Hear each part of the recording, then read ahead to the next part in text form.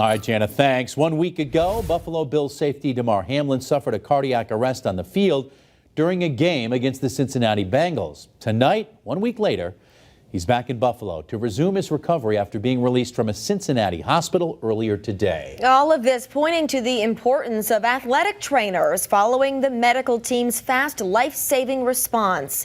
Western Mass News reporter Kristen Burnell has the story.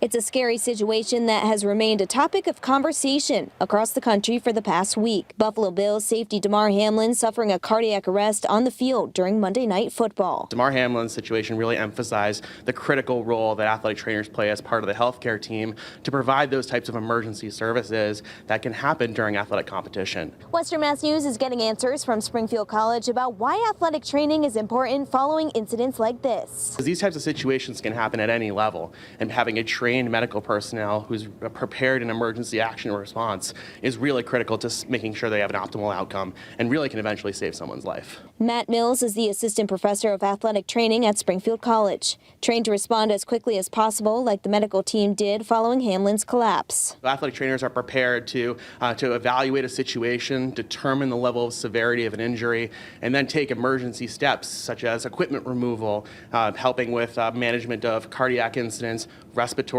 incidents, injuries to the cervical spine, and really other life-threatening injuries as part of that team that can help stabilize that athlete as they move on to more advanced levels of care. And he says it is required in the Bay State for medical providers to be at high school football games, but that can vary depending on the level and type of sport. It's really critical that we make a concerted effort to make sure all of our athletes are safe at every level of athletic competition, and that means having qualified healthcare providers on the sidelines like athletic trainers in the event that something goes catastrophically wrong. Reporting in Springfield, Kristen Burnell, Western Mass News.